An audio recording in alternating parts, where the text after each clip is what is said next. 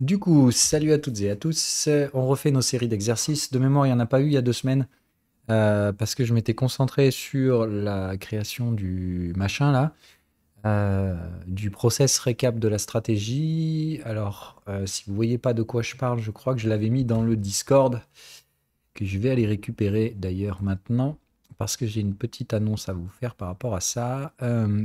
Voilà, c'était ça. Alors, le Discord, tu reviens par là, mon petit. Voilà. Ok, voilà. Donc, je vais refaire les vidéos éducatives par rapport à ça, au moins celle du range. Je vais essayer de m'en occuper cette semaine ou la semaine prochaine.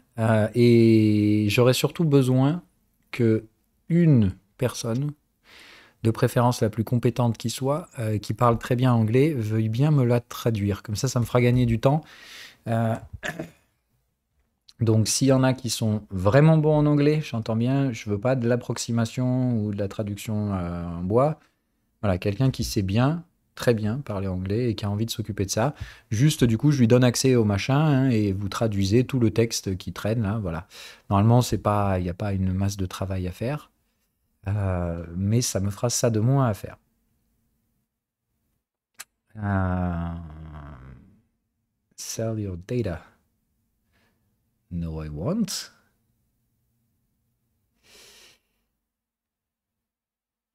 Ok, bon voilà, on verra s'il y en a un qui veut se faire ça. Comme ça, moi, je me concentre sur l'essentiel. Vous enregistrez les vidéos d'ici la fin de la semaine et puis après faire le contenu pour la tendance. Parce que là, il y a du monde à faire. Voilà. Donc là, il y a beaucoup, beaucoup, beaucoup de taf. Donc si je dois d'abord me taper la translation, la traduction, plus faire les vidéos, plus faire la traduction, plus voilà, voilà, vous comprenez vite que je suis malheureusement seul à gérer un truc où il faudrait normalement être 3 ou 4. Donc c'est déjà pas mal et heureusement que vous êtes là. Ceci dit, donc on fait des exercices comme on avait toujours dit. Là, on fait d'abord les exercices expérimentés. Donc, si je vois beaucoup de blancs qui discutent, ça m'inquiète. Là, c'est bien, vous êtes tous plus ou moins verts ou jaunes, donc c'est parfait. Sinon, pour les autres, je vous rappelle qu'on se retrouve normalement à 13 h. Et c'est là que votre tour se trouve normalement. N'essayez pas de progresser trop vite, etc. etc. Et je vous rappelle donc que je vais vous refaire les émissions sur la troisième borne et tout ça, pour que ce soit beaucoup plus simple pour vous. Encore une fois, les premières versions sont quand même un peu brutes de décoffrage, et avec un peu plus d'expérience pédagogique, je pense pouvoir vous refaire cette émission beaucoup plus facilement. Voilà. Bon, donc ceci dit, tendance, on met notre prisme de lecture en tendance, on cherche des tendances, on va essayer d'analyser pas des trucs qu'on connaît déjà, donc on va sortir de tout ce qui est crypto, machin chouette. Est-ce que vous avez des trades en tendance dont vous voulez qu'on discute? Des exemples qui vous viennent à l'esprit, peu importe. En sachant donc pas des trucs que moi je vous partage déjà, sinon c'est pas drôle. Enfin, sinon je vais vous redire ce que j'ai déjà dit. Personne n'a de trade en tendance en cours? Pourtant, il y en a des trucs en tendance en ce moment. Attends, est-ce que je suis sur le bon canal, moi? Oui. Personne? Ni, je sais pas, un truc que vous avez analysé dernièrement où vous avez un peu galéré. Voilà, faut qu'on en profite.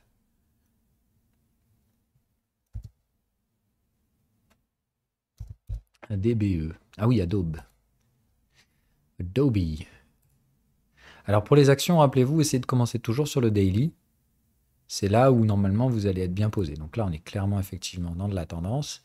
Donc quand vous êtes confronté à ce truc-là, alors rappelez-vous, pour bien lire un graphique, on essaie d'apprendre à pas. Alors normalement, vous avez plus trop de soucis à ce niveau-là en jaune, hein, mais ceux qui sont encore verts, vous aurez toujours ce réflexe hein, de lire de gauche à droite. C'est-à-dire, ah ouais, c'est vrai que ça monte bien et tout, et puis c'est en train d'accélérer. En fait, c'est en train d'accélérer et c'est en train de monter, tout ça, on s'en fout. C'est les conclusions qu'on pourra apporter en fonction du contexte qu'on va déjà faire. Mais la plupart du temps, vous commencez à analyser quelque chose qui ne mérite pas plus de quelques secondes d'analyse. Je m'explique. Là, en l'occurrence, je peux vous dire direct que c'est pas sur ce time frame là qu'il faut produire du jus de cerveau. Ok? Donc, c'est vraiment de comprendre que ici, le premier des trucs qu'on fait, d'accord, on se concentre toujours sur les 4-5 dernières boîtes de contexte. Vos yeux, ils sont là et ils regardent dans un ordre précis toujours la même chose. Comment se comporte la moyenne par rapport à mon contexte et quel est le comportement global de mon contexte. D'accord? Est-ce qu'il monte de façon boîte jointe, disjointe, etc. Donc là, on a une moyenne ascendante sous un contexte ascendant qui se fait démontasse la gueule au nord. Qu'est-ce que ça produit comme truc? Enfin, quels sont les contextes de marché? Je vous dis, ne prêtez aucun contexte à ça. C'est si je vous dis, si vos yeux devaient ne voir que ça, quelles sont les structures? Voilà, il n'y a que des breakouts qui peuvent produire ça. D'accord? Donc des cassures, etc. C'est là où on accélère à travers les contextes. Bon, là, ça prend pas plus d'une demi-seconde en regardant ce qui se passe avant pour comprendre que c'est pas ici qu'on va breaker. D'accord? On n'a pas un range mature, etc. Donc, ça correspond pas. Donc, on est en train d'accélérer dans un marché qui est déjà à la hausse depuis un bon moment. Autrement dit, qu'est-ce qu'on fait? Est-ce qu'on a besoin d'aller plus loin? Est-ce qu'on a besoin de dire, dans ce cas-là, où est le pullback? Où est est-ce que c'est un excès final? Est-ce que c'est machin? Voilà. Non, ça se passe pas ici. Donc, c'est pas là que vous pourrez utiliser vos structures. Donc, premier réflexe, on monte. Ici, on voit que notre schéma de tendance, d'accord, ça collait pas ici. Donc, c'était pas le bon time frame. En hebdo, on a quoi? Pareil, ne regardez pas, ah, c'est parabolique, etc. Essayez de conditionner votre cerveau à pas faire ces trucs-là. Ok, je regarde. Là.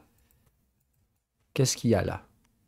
C'est encore pire. La moyenne, elle est encore plus bas. Les contextes sont disjoints en haut et en bas.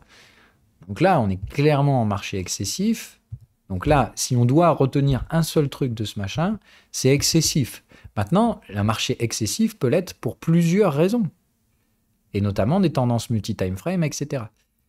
Ouf. Allez, là, ça devient folklore. Parce que là, c'est la même chose. Moyenne très fortement écartée des contextes. Donc là, attention, hein, l'écartement à la moyenne, il est violent. Hein. Là, si on prend la référence moyenne 20, donc je rappelle, c'est un de nos référentiels de valeur, on est 5 fois plus cher. Voilà. C'est juste pour mettre la... Ben non, c'est pas forcément une bulle.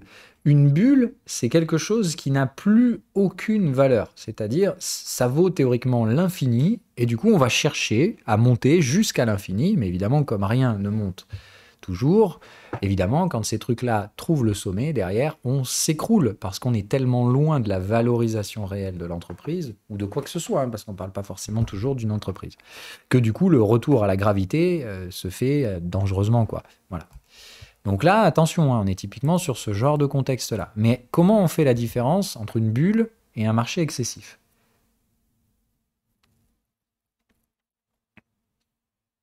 C'est très compliqué, mais on va travailler sur ça aujourd'hui, c'est pas mal. Alors, les extensions Fibo, ça peut aider, mais il y a un paramètre en particulier qui différencie une bulle d'un marché excessif. De mémoire, on en a déjà parlé la dernière fois, mais ça fera pas de mal de faire un rappel. Là, en l'occurrence, la réponse, c'est non. Hein, c'est pas une bulle. Mais enfin, je sais pas, on verra. Mais à première vue, c'en est pas une. Alors, le volume, ok, mais soyez plus rationnel. D'accord? Je vous rappelle que vous devez raisonner avec votre prisme de tendance. C'est-à-dire que ici, vous ouvrez votre dossier tendance, ok, et vous savez qu'à l'intérieur de ce dossier tendance, on a un prisme de lecture à travers 4 éléments techniques qu'on regarde pour étudier la tendance. Quels sont ces éléments? Donc on l'a dit, on doit toujours voir ce qui se passe sur l'UT supérieur, ça on l'a fait, ok, mais on va peut-être même devoir aller plus haut, mais on sait que là on ne peut pas aller en trimestriel, les indicateurs ne le supportent pas encore, j'espère que putain un jour ils vont me laisser le faire, mais on verra après ça, Wi-Fi Extended, d'accord? Donc vous devez regarder la moyenne, ok, vous regardez quoi d'autre? Le range. Le range qui précède, et le dernier c'est quoi? Ah, les cycles.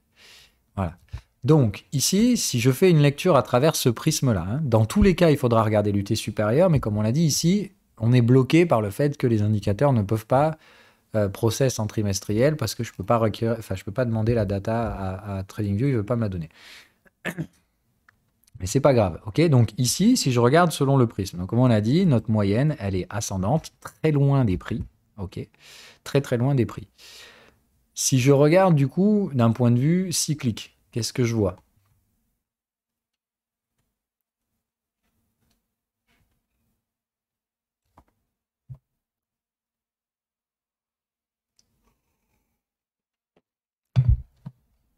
Est-ce que d'un point de vue cyclique, vous voyez quelque chose là?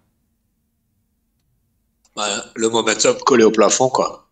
Oui, oui, voilà. Donc là, on est clairement sur une phase de tendance. Est-ce qu'elle est précédée d'un range sans regarder les prix, hein, d'accord? Là, je fais abstraction de ça. C'est comme si je voyais pas ça. Je regarde que les cycles. Je vois bien qu'ici, bon, il y a une petite anomalie sur le cycle, mais au final, on va bien, donc de haut en bas. Bref, sine wave se cale, hein. Je vous rappelle, c'est à la fois un indicateur prédictif et réactif. Dans sine wave, vous avez ces deux composantes qu'il faut bien maîtriser, mais ça, c'est plus vous aurez vu sine wave, plus vous arriverez à visualiser ces contextes-là, ces éléments-là sans aucun problème. Ceux qui sont jaunes, vous l'avez compris, cette double casquette de sine wave, qu'il y a des moments où il réagit, hein, c'est-à-dire il essaye de se recaler, et il y a des moments où il est en avance, ou en tout cas, il prévoit, entre guillemets, un petit peu ce que le marché est supposé faire. C'est-à-dire qu'il va vous dire, moi je suis plutôt sur un dip, alors qu'à ce moment-là, vous êtes en train de consolider tranquille. C'est-à-dire que là, par exemple, ici, Sidewave vous dit ça va rebondir, alors qu'on est en train de baisser. Donc là, lui, il est en train de mouiller le maillot et de dire, moi je pense qu'on fait un creux. Voilà. Bon, ok. Donc ici, d'un point de vue cyclique, on aurait une phase de range à peu près ici, une petite anomalie de cycle à regarder par là. Mais sinon, ici, on aurait bien un range, juste d'un point de vue cyclique. Et ici, donc, un breakout, et on aurait bien donc une tendance. Là, on voit bien qu'il n'y a plus de doute sur breakout. Hein. OK. Donc après, on met toujours ça en relation avec les prix. Donc est-ce que je vois un range ici? Alors là, oui. OK, là, il n'y a pas de souci, les prix étaient bien en range. Là, quand même, j'ai l'impression qu'il y a eu un premier bout de pseudo-tendance avant. Donc là, il va falloir voir ça, là, à mon avis. Mais ici, est-ce qu'on sort bien d'un range par le haut? Pour ma part, oui. Quelle est la durée de ce range par rapport à la phase de tendance? Pour moi, il n'y a pas de souci. Ici, on est bien en tendance. Ok, maintenant, une tendance et un excès, ça va se différencier par deux choses. D'accord? Il y a des structures de tendance qui vont produire des excès. On l'a dit, il y a la variante vague 5 étendue qui permet de changer, d'amplifier la structure de fin de la tendance. C'est-à-dire, ça part vraiment en parabole sur la phase finale. Mais qu'est-ce qui doit être visible lors de cette phase excessive? C'est-à-dire, quand on a la phase excessive d'une vague 5 étendue, ça veut dire qu'on doit être capable de visualiser une chose avant. Qu'est-ce qui caractérise la vague 5 étendue? Voilà, vous devez voir deux pullbacks et un overlap entre les deux. Donc, en général, ce que vous voyez, c'est deux excès finaux, c'est-à-dire deux breakouts de range, c'est-à-dire ça accélère, ça va chercher des ratios 1 pour 1 et ça réinvalide, ça revient chercher le niveau de breakout. Vous devez voir ce schéma une deuxième fois et un overlap entre les deux. Bon, est-ce que vous voyez ça ici? Je vais zoomer un peu pour qu'on regarde la nature de ce range. On est d'accord que non, hein? Là, il n'y a rien. Ça marche? On est vraiment d'accord, il n'y a pas d'overlap, il n'y a rien du tout. On note bien qu'effectivement, ici, il y a quand même un petit quelque chose. Ici, on a eu un pseudo faux breakout.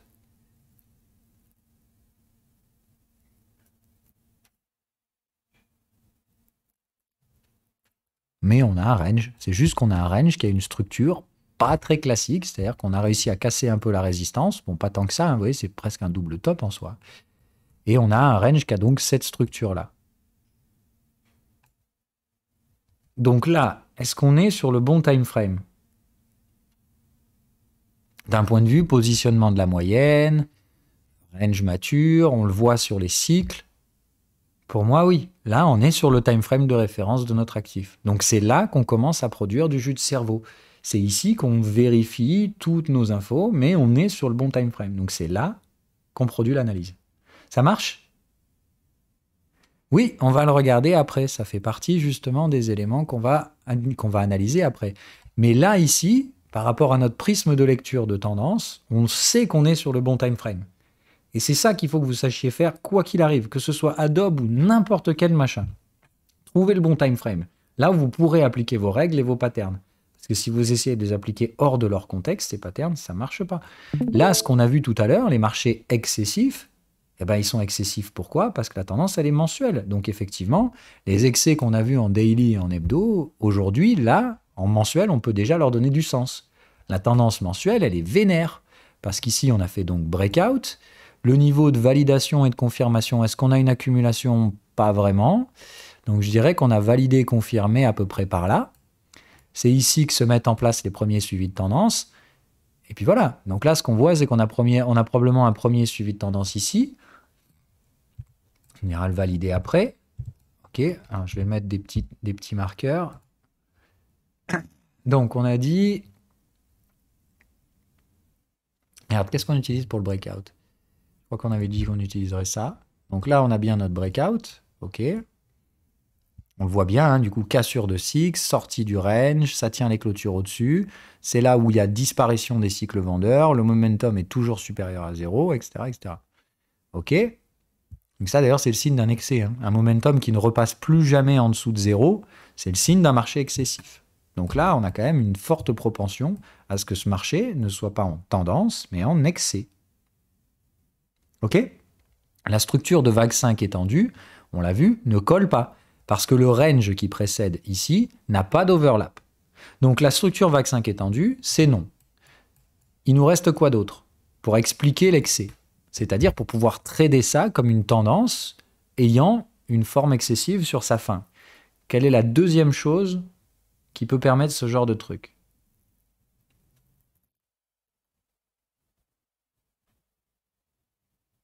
Alors, pardon, oui, trend follow, tu as raison.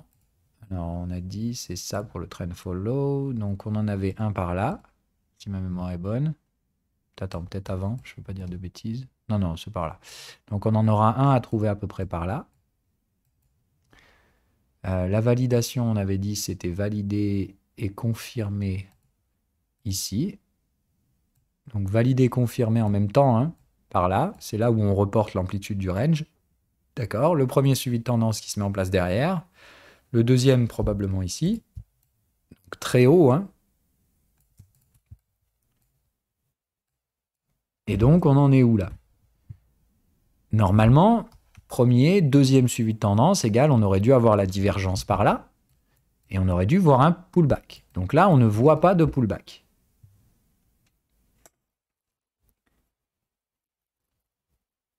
Donc ici, qu'est-ce qui se passe? Est-ce qu'on est sur une tendance ou un excès? Alors, après, excès et bulle, c'est quasi impossible de faire la différence pour vous. D'accord? C'est du niveau expérimenté. La différence entre un excès et une bulle, c'est des processus de valorisation. C'est-à-dire que là, il faut derrière aller regarder des ratios de valorisation, etc. Et tout ça, c'est des cours expérimentés qui viendront plus tard. Donc, est-ce qu'on est en tendance ou est-ce qu'on est excessif? Là, on a la réponse et elle n'est pas dans la nuance de gris. Elle est juste claire, nette et précise. Par rapport à notre prisme de lecture de la tendance, vous ne pouvez pas aller plus loin. C'est un marché excessif. Est-ce que c'est une bulle? Est-ce que c'est un excès? C'est une question à laquelle seul un expérimenté pourra répondre. Pas vous.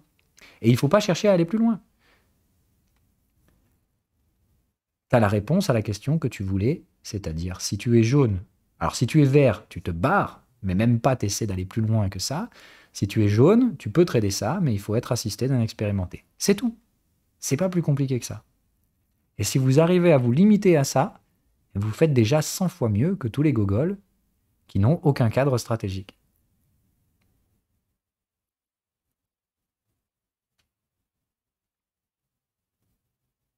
Alors, si vous avez pris des trades en suivi de tendance, oui, bien sûr. Un marché excessif, quand vous avez tradé ça comme une tendance, c'est banqueroute. C'est banco. Pardon, pas banqueroute, ouais, c'est banco. Et là, vous allez juste avoir une tendance qui part en couille et qui va vous rapporter beaucoup plus d'argent que prévu. Et il faut savoir laisser courir les gains aussi. Hein. Ici, vos suivis de tendance, au lieu de vous rapporter les ratios risque-rendement habituels, on l'a vu, c'est de 1 pour 5 à peu près, sur le suivi enfin, sur les stratégies en tendance, enfin, entre 1 sur 3 et 1 sur 5, ça vous rapporte 3 à 5 fois plus que le risque pris initialement. Ben là, vous êtes sur des marchés excessifs, ça va passer entre 5 et 10. Mais tant mieux. C'est-à-dire que quand ça s'améliore, vous n'allez pas vous plaindre. Voilà. Par contre, normalement, donc, on voit bien que nous, c'est à partir d'ici que le schéma diverge.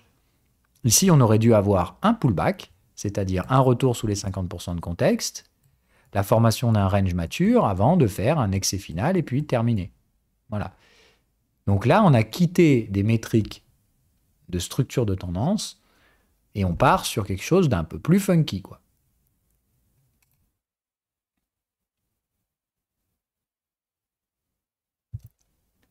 Ça marche? On s'arrête là hein, pour Adobe. Moi, je veux pas aller plus loin. Là, si on va plus loin, c'est du contenu expérimenté. Alors, si vous voulez, on peut faire l'exercice aujourd'hui, mais je pense que ça va plus vous tromper qu'autre chose. Donc, à mon avis, il vaut mieux qu'on répète l'opération maintenant sur un autre truc. Là, la conclusion, c'est il vous faut un expérimenté pour aller plus loin. Pour savoir si justement on a quitté les métriques de valorisation ou si justement il y a une raison qui soutient cette hausse de valeur au-delà des procédés spéculatifs.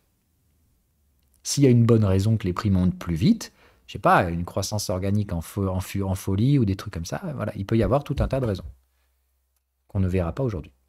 Est-ce que vous en avez un autre? Alors, ça dépend pour Bitcoin et Ethereum, ça dépend de quel time frame on parle. Alors, le gaz naturel, bon, là, ok. Bon, moi, j'aimerais que vous me trouviez des tendances plus que des marchés excessifs. Mais bon, si vous voulez qu'on fasse l'exercice des marchés excessifs, faisons-le. Donc, d'ailleurs, pas tant excessif que ça, hein, en mensuel, le gaz. Bon, voilà, hein, après, je vous ai toujours dit, les comos, c'est du range hein, sur les UT larges. Si vous trouvez des tendances sur les commodities, vous allez avoir des problèmes.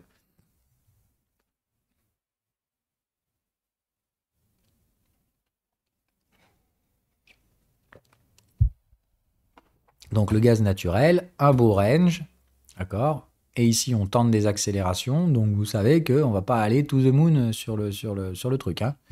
Donc calmez-vous, on est déjà en fin de cycle haussier, on est proche de niveau de résistance. Voilà, moi j'ai dit, je pense que le trade hyper inflationniste, machin truc chouette, c'est le gros bullshit habituel des gens qui ne savent pas faire autre chose que de suivre le mouvement en cours.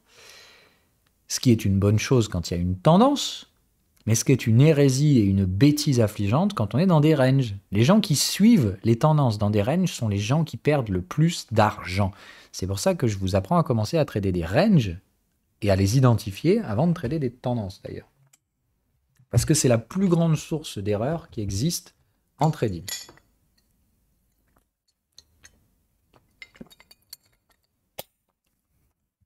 Donc ici, c'est un range, point barre. On arrive dans les contextes résistants, on tente d'accélérer, le momentum est suracheté, il y a des fins de cycle sur le sine wave à court terme. Putain, faut pas vous mettre à la chatte ce truc. Ça, je sais pas, je comprends pas moi. Oui, ça peut faire comme là, c'est-à-dire ici on vient et puis au final, oh, vous auriez raté ça. Mais regardez, 3 mois après, on était revenu au même prix. Donc, au bout d'un moment, il faut que vous compreniez que tout peut se produire dans les marchés. Ok ? C'est-à-dire que là, oui, le prix du gaz, il peut doubler encore. Waouh !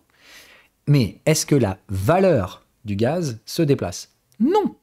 Et ceux qui parient sur les déplacements de prix liés à rien, c'est-à-dire sans fondement de valeur, sont les gens qui font n'importe quoi dans le trading. Ce sont les gens qui parient ou qui font du trading de momentum. Donc, soit c'est un métier, trader de momentum, et ça s'apprend, mais c'est pas chez moi que vous apprendrez à faire ça. Soit c'est que vous faites n'importe quoi, c'est-à-dire que vous vous contentez de suivre un truc qui monte fort, vous vous dites que ça va continuer de monter fort. C'est un schéma de Ponzi par excellence. C'est-à-dire que vous vous dites que la force du truc ne peut qu'attirer d'autres gens. Vous savez pas où vous en êtes, est-ce que je suis au début, à la fin, etc. Mais je veux en être, parce qu'il y aura des gens qui auront envie d'en être après moi, et je gagnerai de l'argent sur leur bêtise. C'est un pari sur la bêtise.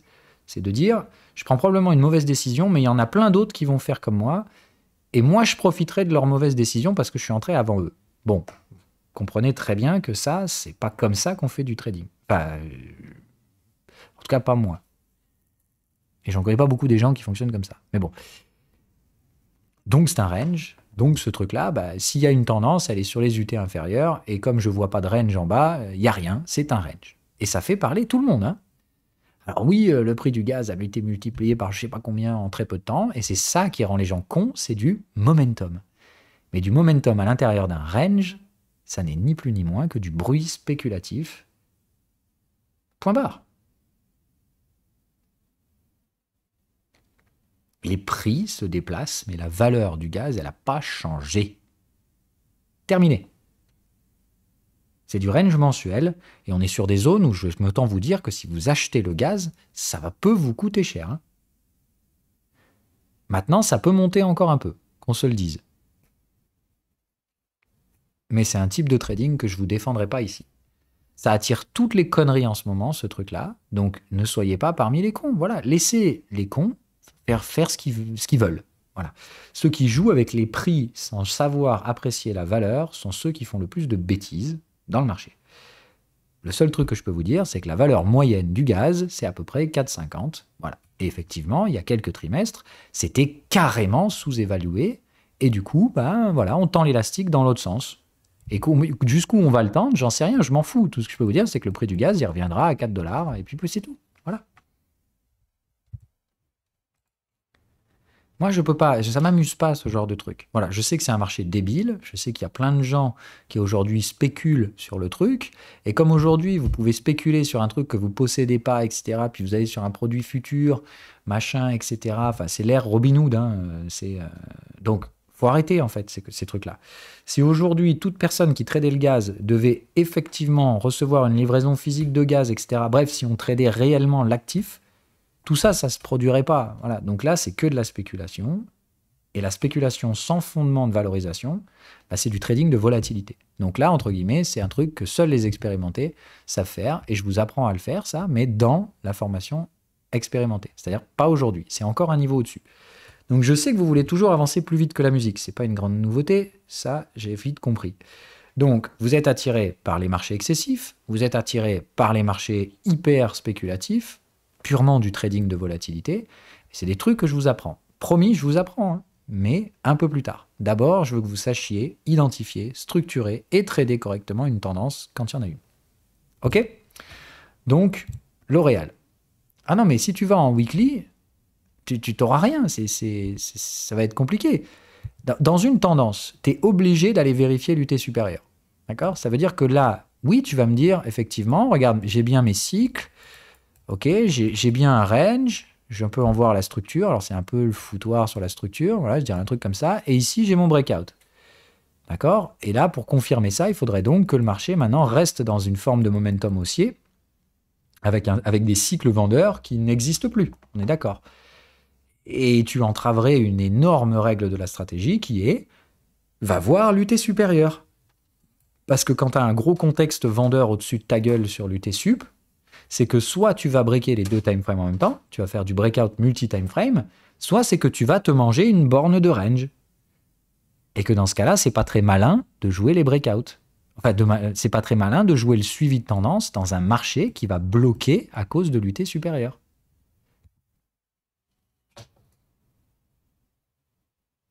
Ok? Il faut bien différencier. Il y a des breakouts qui peuvent se produire à l'intérieur de range d'UT supérieur, et ces breakouts ne sont pas des breakouts de tendance.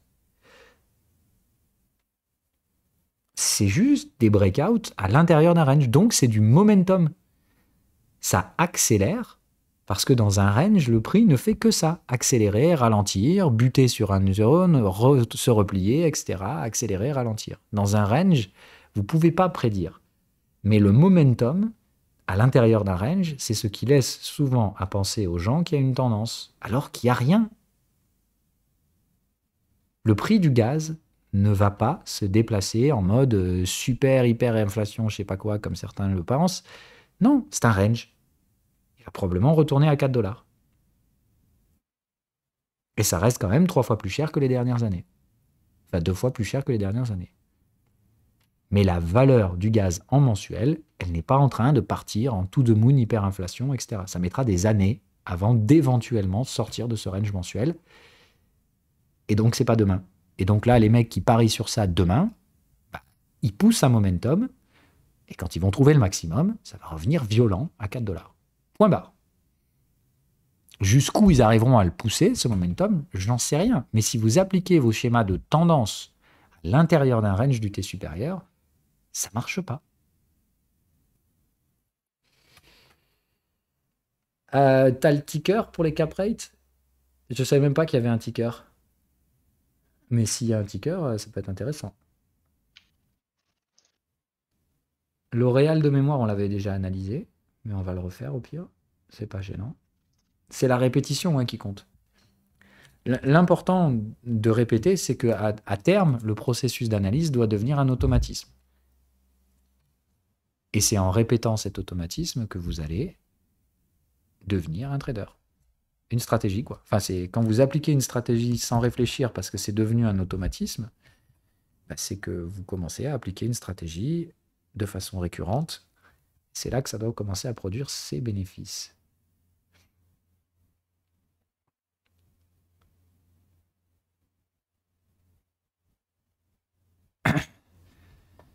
Bon, en attendant, on va faire L'Oréal.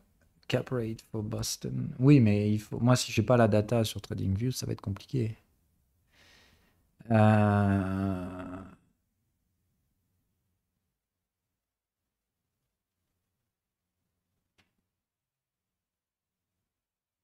Ouais, alors attends, on va pas mélanger. On fait des exercices, ça, ce serait limite de l'analyse fondamentale. Enfin, faire les cap rates, oui, c'est hyper intéressant, hein. Je te dis pas le contraire, mais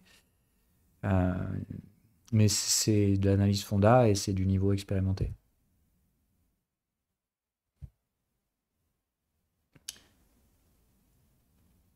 Troisième borne de pullback. Oui, oui, si c'est la troisième borne dans un pullback. Sinon, les troisièmes bornes, on les fait juste après, à partir de 13h. Bon, je fais L'Oréal d'abord. Ok. Bon, donc là, on va repartir en daily, parce que c'est ce que... Ah bah oui, on l'a analysé, puisque je vois, j'ai déjà tous les trucs. Ok. On avait dû faire ça avec les étudiants. Donc en daily, ok, pas de gauche à droite. Je sais que c'est le réflexe que vous avez au début, mais il faut vraiment le casser. À droite, moyenne, contexte arraché. Ok, égal. Je regarde vite fait mes cycles, ça marche pas. Hein. Je vois bien que c'est pas sur ce time frame là. Donc hebdo. Ok, même chose, moyenne, excès, c'est n'importe quoi sur les cycles, c'est pas là. Mensuel. Ah, là j'ai quelque chose. Ok. Du coup, ah oui, celui-là, putain, c'est bien amusé avec les expérimentés. Il est funky celui-là d'ailleurs. Donc là, j'ai bien une tendance, ça devient carrément excessif. Ok, jusque-là, il n'y a pas de souci, j'espère. Mais ici, on a bien un range. Ok. Ça marche? Ok, on voit bien le range sur les cycles. Ça marche. On voit bien que les cycles se sont fait démonter. Donc on a bien notre breakout par là. Ok. Mais il y a un truc qui me gêne.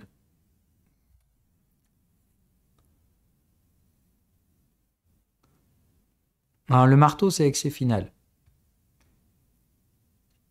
Mais donc ici, il y a un premier truc qui me gêne. C'est quoi?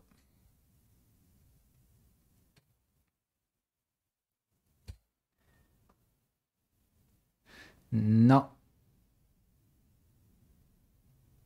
C'est par rapport à la nature de ce range. D'accord? Donc on l'a vu, il y a bien un range, il y a eu oscillation des cycles, etc. On a bien rejeté contexte à contexte. Mais il y a un truc qui me choque.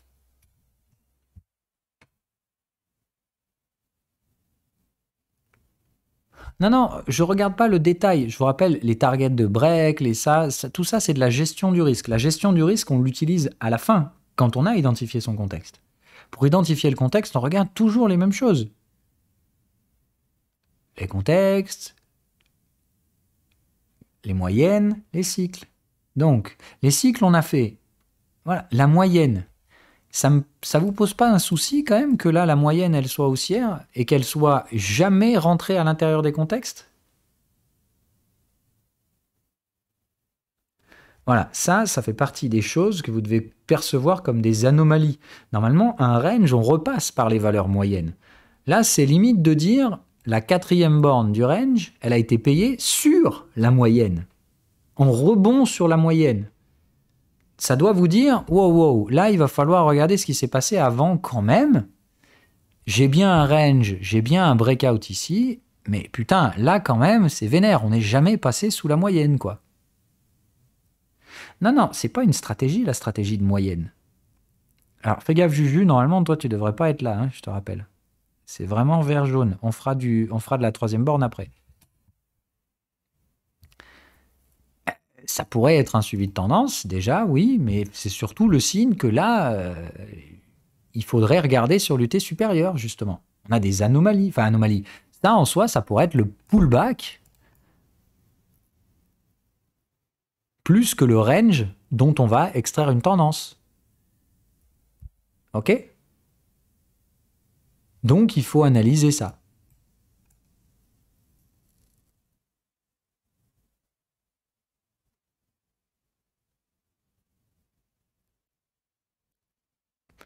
Parce que là, ça, on a un petit doute.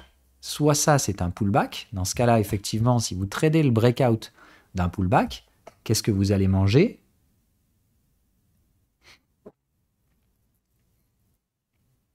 Un excès final. Évidemment, si vous achetez le breakout d'excès final et que vous, derrière, vous appliquez du suivi de tendance, bah, la plupart du temps, vous allez vous péter un stop loss. OK? Parce que l'excès final, on ne le trade pas. Enfin, on ne le trade pas. C'est pas un breakout qui va initier une tendance. Donc là, si je me mets en temps réel, parce que c'est plutôt ça ici qui va vous gêner, vous allez me dire, ouais, mais Phil, regarde ce qui s'est passé après. Mais on ne sait jamais ce qui va se passer après. Voilà. Moi, quand j'ai ça, je suis navré, mais je paye pas le breakout. Je suis navré. Moi, ça, je sais que c'est une tendance qui est sur sa fin. Parce que je sais que ça, c'est un pullback, justement. Effectivement, là, on manque d'historique pour voir tout le bordel. Je vais me mettre en log pour que on y voit peut-être un peu plus clair. C'est-à-dire que L'Oréal, ça n'a pas créé de range. D'accord ? On est passé direct sur de la tendance. Tout de suite, ici, on fait un pullback. Là, théoriquement, L'Oréal, ça devrait s'arrêter. Et ça ne s'arrête pas. Mais est-ce que moi, je traite ça comme un breakout haussier ? D'accord ? C'est-à-dire que si vous me présentez ce genre de graphique et que vous me dites, est-ce que tu penses qu'on va aller à 600 $ en 2020 ? Je te dirais non. Statistiquement parlant, pour moi, c'est pas possible, c'est pas probable. Pour moi, un marché ici, il aura besoin de repasser par le contexte acheteur, de me reformer un range autour de la moyenne avant de repartir éventuellement pour une nouvelle tendance. Ce qu'il n'a pas fait. Donc moi, est-ce que je peux vous expliquer quoi que ce soit sur L'Oréal ? Bah non. Voilà. Moi, tout ce que je peux vous dire, c'est que soit c'est une tendance trimestrielle, et j'ai pas l'historique qui me permet de le faire, soit c'est qu'il y a une autre raison qui pousse les prix. Donc L'Oréal, qu'est-ce que c'est ? Bah, c'est un marché excessif. En tout cas, moi, avec mon prisme de lecture, soit c'est une tendance trimestrielle, mais je ne peux pas l'analyser, et puis une tendance trimestrielle, il faudrait vous investir sur 30 ans sur la valeur. Puis bon, là, c'est quand même un peu tard quand même. Voilà, donc là, malheureusement, encore une fois, vous ne pouvez pas appliquer votre schéma de tendance. Et normalement, si vous aviez tradé la tendance de L'Oréal, bah, vous aurez récupéré vos profits en 2013.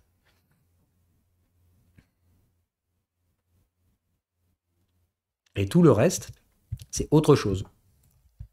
Voilà, tout ce qui s'est passé ensuite, pour moi, ça n'est pas de nature spéculative.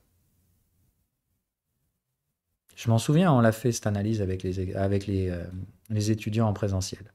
Voilà, pour moi, tout ce qui commence à se passer là, c'est de dire je ne sais pas ce qui se passe, mais ça ne correspond plus à mes modèles spéculatifs. Ça veut dire que ici, si j'essaye d'appliquer mes règles de stratégie, eh ben je tords complètement les règles.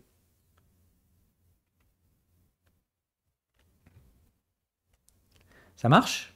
Est-ce que ça vous paraît légitime et logique ce genre de truc ? Pour moi, il y a des signaux de tendance trimestrielle assez évidents, mais vous ne pouvez pas faire ces assumptions tout seul.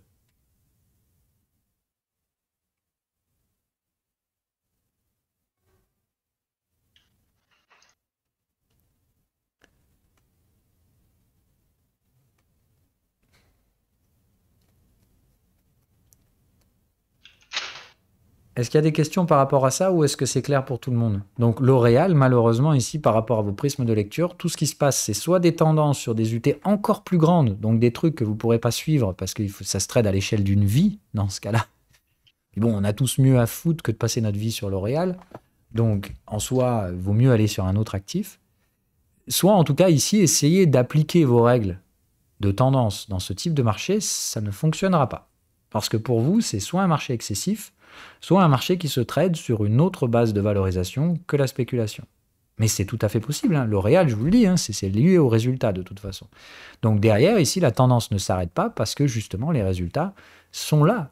Donc ici, on a plutôt en fait une valeur fondamentale qui fait que L'Oréal... Alors, bon, les dernières années, là, ça commence à devenir vraiment excessif.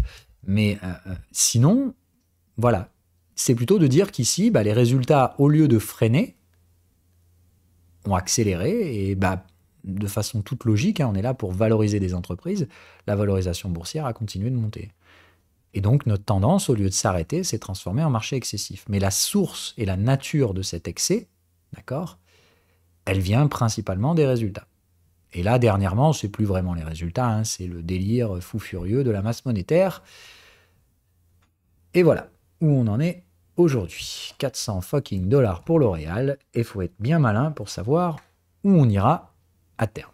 Moi, perso, j'ai pas la réponse. Tout ce que je peux vous dire, c'est que pour moi, ici, ça, c'était pas un breakout de tendance, mais un breakout d'excès final. Donc, tout ce qui se passe derrière, c'est un marché excessif ou quelque chose de bullesque. Mais c'est plus les prix qui nous permettent de définir la valeur. La base de valorisation est basée sur autre chose. Là, en l'occurrence, des résultats. Alors,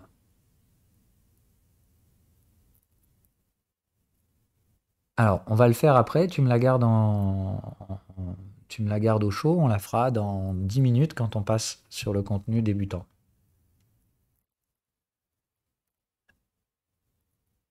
Facebook, comment le changement de nom? J'en sais rien. Alors tout ce que je sais, c'est que j'ai du coup moins de regrets à avoir vendu ICP, que je prenais comme un pseudo Facebook, etc. Enfin, dire le projet dystopique, etc. Bon, au final, je pense que Facebook va tenter son propre projet dystopique de crypto. Hein. Ça ne m'étonnerait pas que Facebook fasse une ICO dans pas longtemps. Pour un projet, je sais pas, d'incubation startup. Voilà, enfin, ça m'étonnerait pas. Voilà. Donc, à mon avis, oui, bien sûr que je prendrais ce jeton. C'est ça le pire. C'est que je déteste Facebook, j'ai envie de flinguer Zuckerberg à chaque fois que je vois sa gueule, mais voilà. On n'est pas là pour juger. D'accord? Tu vois ce que je veux dire? Pour moi, tous les Decentraland, les Mana, les machins, les bidules, c'est bullshit. Voilà, c'est le truc de Facebook qu'il faudra prendre. Je suis désolé, hein, mais je préfère être franc. Voilà. Et j'espère que ça marchera pas. Mais j'espère de tout mon cœur qu'ils vont se planter. Parce que c'est pas ça le monde dont j'ai envie, hein, perso. Je te le dis direct, hein. Mais est-ce que je mettrais 2-3% de capital dessus? Oui. Et c'est tout. Voilà. C'est tout.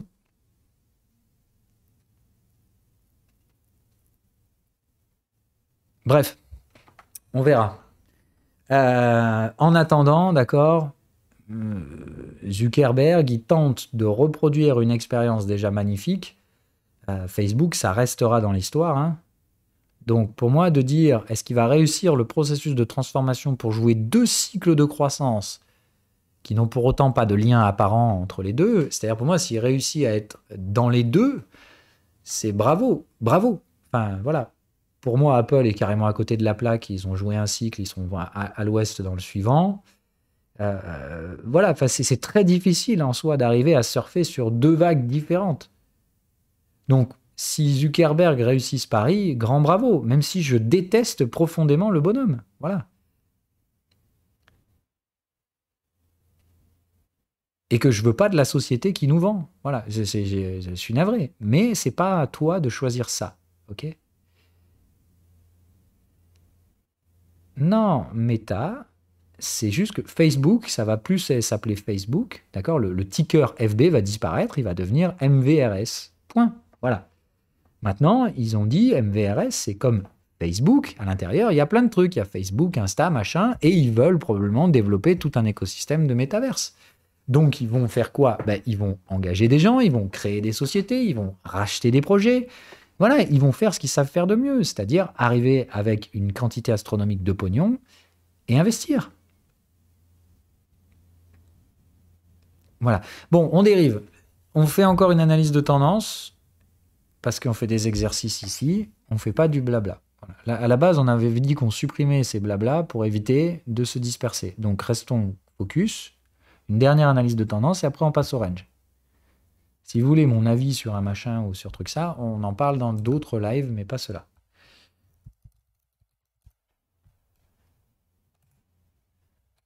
Oh boy. Alors, ok. Bon, décidément, vous adorez les excès, hein. Mais allons-y. Donc, ouf. Alors, moi, là, ça me paraît... Ah ben celle-là, non, si celle-là va être très intéressante. Déjà d'une, parce que la maturité de la tendance est pas oufissime, donc c'est bien. C'est-à-dire, elle est encore en cours. Maintenant, donc là, la question qu'on va se poser, on va partir du daily parce que c'est ce que vous devez faire, hein. Ok. Donc là, déjà, quand on arrive ici, qu'est-ce qui se passe?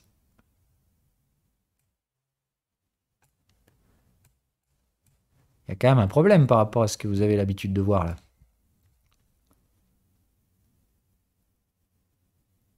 Ok. Donc, pas de volume, ça traduit quoi? Ça veut dire quoi?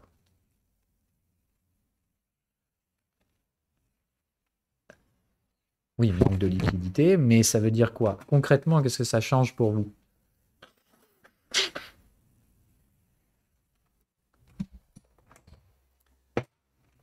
D'un point de vue application de la stratégie, qu'est-ce que ça change pour vous?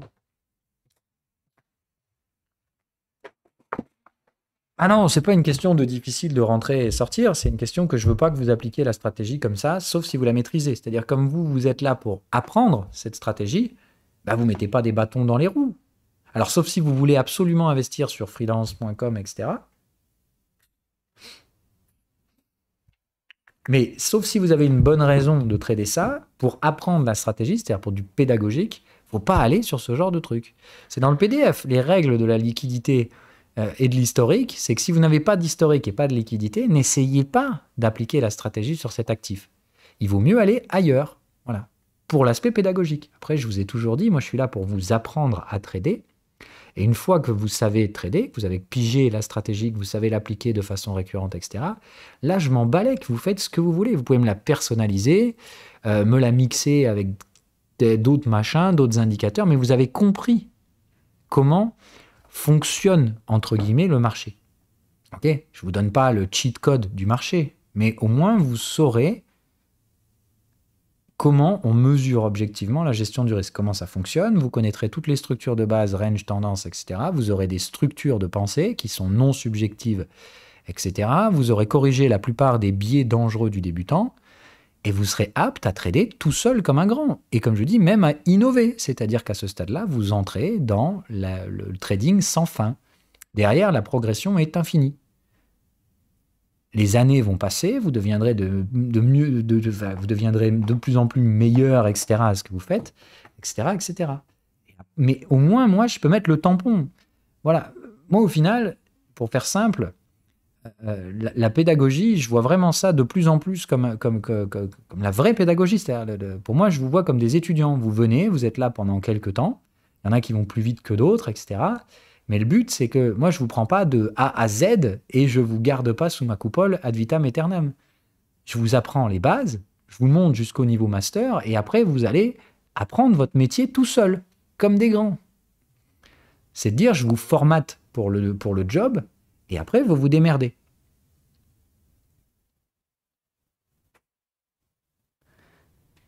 Ok, donc apprenez ce format. Comprenez qu'il est hyper, hyper important. Alors oui, il y a des gens qui sont intuitifs, etc., et qui vont réussir à se démerder de naviguer là-dedans, mais c'est quand même vachement... Enfin, moi, le premier, j'ai fait ça, et je vous dis, ça a été une énorme perte de temps.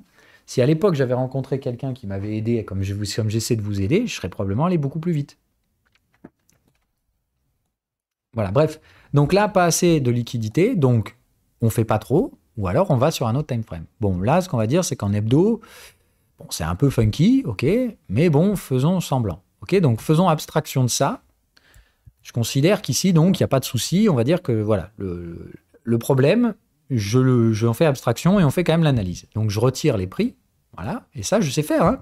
Moi, je vois des contextes qui travaillent bien, etc. Là, le problème, c'est clairement la liquidité sur le machin. Mais donc, si on en fait abstraction, bah, ça va.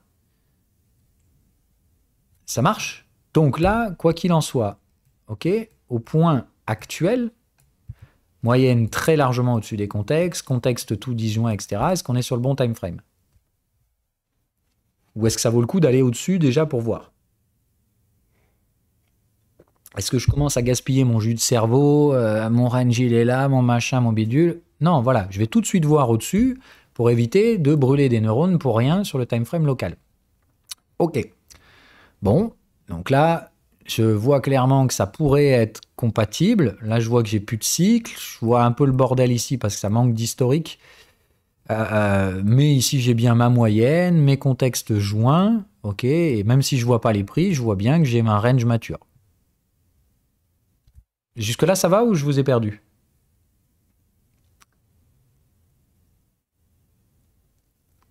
Ça manque d'historique, mais j'ai un range mature. Hein. J'ai 4 bornes de range sur les contextes mensuels.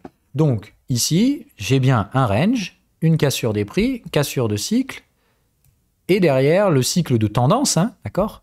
C'est-à-dire là, j'ai des cassures de cycle sur sine wave UT local, et je vois qu'en plus, ces cassures de cycle, elles vont sur l'UT supérieur. Je vous rappelle, le sine wave de tendance, c'est le sine wave de l'UT supérieur, hein, c'est tout.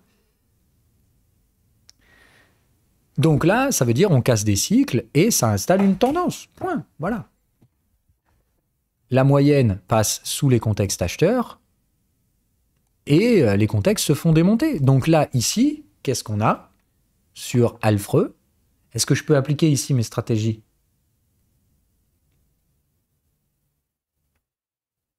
Comment ça, non?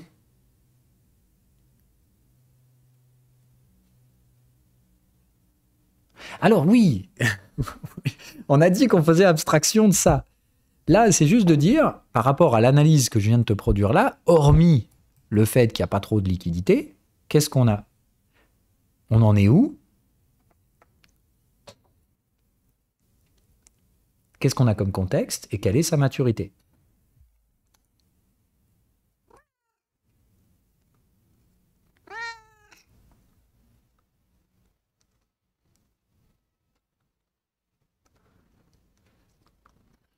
Alors, avant d'arriver à ça, on va finir l'analyse, mais donc là, on est au moins en tendance et on le voit de façon claire. La question, c'est qu'on a déjà au moins passé le breakout, ça c'est sûr, on le voit et on le voit clairement ce breakout. Non, non, non, non, non, non, non, non. Alors, écoutez bien. Quand on a ce truc, quand on a fait le breakout, la seule question que vous vous posez, c'est quoi? Quand j'identifie le breakout, voilà, validation, confirmation. Et il faut toujours que vous raisonniez en séquence, d'accord? C'est de dire, là, je sais que j'applique ma tendance. Pourquoi? Parce que j'ai bien identifié le range qui précède, il est mature. Je vois derrière qu'il y a une rupture de cycle. Ok, donc breakout égale, pour pouvoir valider ma tendance, il faut qu'on reporte la taille du range. Ok? Donc niveau de breakout, taille du range. Ok, ici on est validé, confirmé. Jusque-là, ça va? À ce moment-là, validé, confirmé, on est officiellement sûr maintenant à 100%. Je parle d'application de la stratégie et je vous rappelle que l'application de la stratégie ne couvre pas tous les marchés. Il y a du chaos qui fait que si vous misez tout sur la première tendance que vous voyez et qu'il se trouve que celle-là, elle ne marche pas, bah vous allez tout perdre. Donc on met clairement pas tout là-dedans. Mais ici, on est obligé d'appliquer notre prisme de lecture de la tendance. Donc, à ce moment-là, on applique le suivi de tendance. On a fait le choix stratégique de suivre, enfin de valider cette tendance, donc on la suit. Donc ce qu'on fait, c'est qu'à partir de octobre-novembre 2017, on a notre contexte, on va l'appliquer. Le contexte, c'est qu'on n'a pas d'accumulation, ou en tout cas on n'en voyait pas ici. On a un breakout qui a été validé et confirmé. Ben voilà, si on n'a pas tradé le breakout, on va trader au moins le suivi de tendance. Donc ce qu'il y a, c'est que sur ce marché, à partir de ce moment-là, ici, on sait quoi? Que le suivi d'une tendance mensuelle, ça se fait 2 UT en dessous, donc en daily. Et donc, ici, on va en daily et on sait quoi? On sait que dès qu'on va former une troisième borne, ok? Eh ben, on va trader la cassure de cette troisième borne. Si on la squeeze, on en tradera le repli. Ok. Toutes les patterns de suivi de tendance que vous connaissez. Il y en a 3. On achète la moyenne, la cassure de troisième borne ou le repli sur une troisième borne squeezée. Terminé. C'est easy as pie.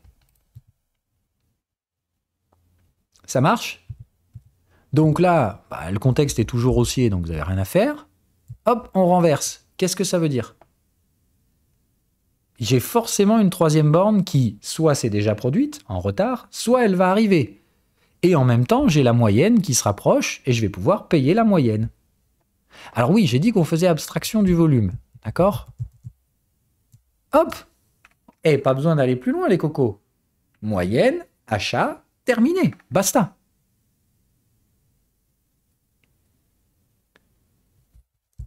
Alors, je ne suis pas obligé de tout mettre sur ce trade. Je peux mettre qu'1% ici et boum, ça rebondit et ça vient me chercher une troisième borne. Alors là, il faut vérifier si la troisième borne, elle ne s'est pas déjà produite. Mais on n'a pas cassé le point bas, donc non. Donc là, troisième borne. On vient taper la moyenne. Et hop, cassure de troisième borne. Deuxième stratégie en suivi de tendance. Si j'ai mis 1% ici, je peux remettre 1% ici en cassure de la troisième borne. Est-ce que c'est compliqué? Non, le suivi de tendance, il n'y a rien de plus facile à faire. Par contre, il faut savoir naviguer sereinement les ranges. Si vous ne savez pas positionner une troisième borne correctement, ça ne marche pas, etc. Ah mais non, non, non. La pattern, elle s'applique qu'une fois. Là, tu achètes le premier contact de la moyenne et tu attends. Derrière, c'est un range. Il y a des fois où ça va repartir tout de suite. Merde. Ah merde, merde, merde, merde. C'était quoi? Alpha. Voilà. Damn it. On était quand? On devait être pas loin. On était là, c'est ça? Oui, c'est ça. Donc là, tu fais ton premier suivi de tendance, ok? Et il y a des fois où, bam, ça va partir one shot, ça part derrière. Des fois où ça va re-ranger, des fois où ça va passer sous ton prix d'entrée, etc., etc. Mais normalement, ça viendra pas chercher ton stop loss. C'est le principe d'un suivi de tendance. Il y a plus d'acheteurs que de vendeurs et ça installe une tendance. Ok? Derrière, qu'est-ce qui se passe? On attend de quitter la zone. Donc, c'est là qu'on quitte la zone. Hop, repli à nouveau sur la moyenne. Deuxième suivi de tendance. Ok? Là, le premier. Et quand tu prends celui-là, tu mets le premier à break-even. Ok? Ça marche? Comme tu fais ton deuxième suivi de tendance, tu sais que normalement, le marché derrière, il va freiner et faire sa divergence. Est-ce que là, ça freine?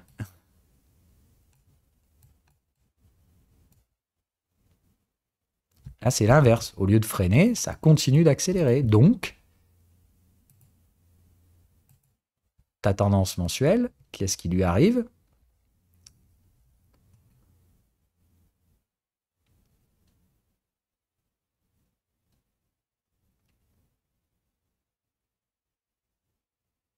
Ah oui, oui, là, tu as fait tes deux trend follow, ce qui fait que normalement, d'accord, tu as fait achat, achat. Ici, tu es supposé voir la tendance ralentir.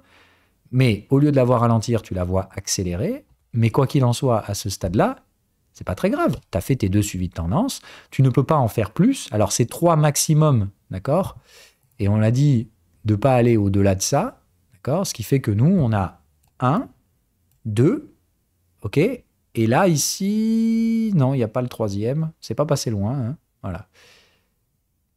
Mais là, tu n'as pas retourné les contextes, donc il n'y a pas, voilà, il n'y a pas. Il n'y a pas de troisième suivi de tendance. Donc là, tu as fait tes deux suivis de tendance et c'est juste que ça accélère. Donc comme on l'a vu tout à l'heure, c'est peut-être une tendance qui va s'avérer être excessive, mais en attendant, putain, tu ne vas pas limiter tes gains. Donc là, c'est bien, on s'éloigne de tes prix d'entrée. Tu mets tes deux putains de trades à break-even et puis t'attends quoi? Ah non, mais est-ce que vous donnez du sens au exit? Ça, c'est de l'expérimenter. Je veux pas vous voir faire ces trucs-là, punaise.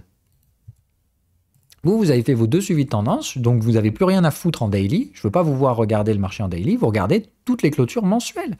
Est-ce que là, en mensuel, vous avez la moindre raison de vous inquiéter? Tout ce que vous avez, c'est de l'overload, ce sont des signes de tendance classiques. Donc, vous n'avez absolument aucune raison de vous inquiéter. Vous avez une alerte de volatilité quand même, ce qui veut dire qu'il ne faut pas mettre 30% de votre capital sur ce machin, parce que ça peut donc être très volatile. Mais tant que vos trades sont à fucking break-even, là, vous n'en empilez pas d'autres. Vous avez droit de faire 2 suivis de tendance, vous les avez faits. Vous vous rendez compte qu'au lieu de diverger, le marché continue d'accélérer. Tant mieux, prenez des thunes. Et vous attendez le pullback. Mais ici, est-ce que votre marché, il est excessif ? Non, vous voyez que par rapport à votre structure de base, d'accord, à votre structure de base de trading, ça aurait dû freiner et au lieu de ça, ça accélère. Tant mieux. Mais est-ce que là, c'est excessif ? Oui, ça fait 2 boîtes de contexte qu'on disjoint. Est-ce que c'est suffisant pour considérer que c'est un excès de marché ? Non, ça veut juste dire que ça break violent. Hein. C'est tout. La valeur monte vite. Et les volumes sont là, je suis navré. Pour moi, ça, c'est pas un mauvais projet. Mais par contre, est-ce que vous pouvez suivre la tendance ? Bah non. Par contre, est-ce qu'il faudra trader le pullback à l'achat s'il y en a un ? Oui.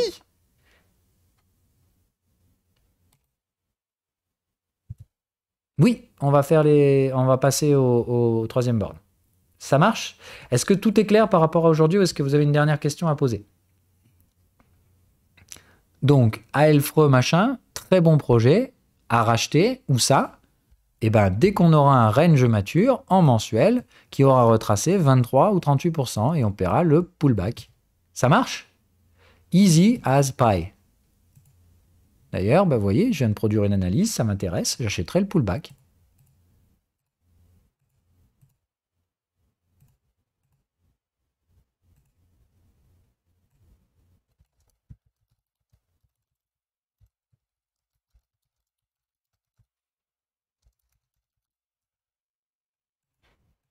Voilà. Et je vous jure que je le trade, ça. Hein. Si j'ai un range mature qui retrace 23, 38, etc., je paye, les yeux fermés.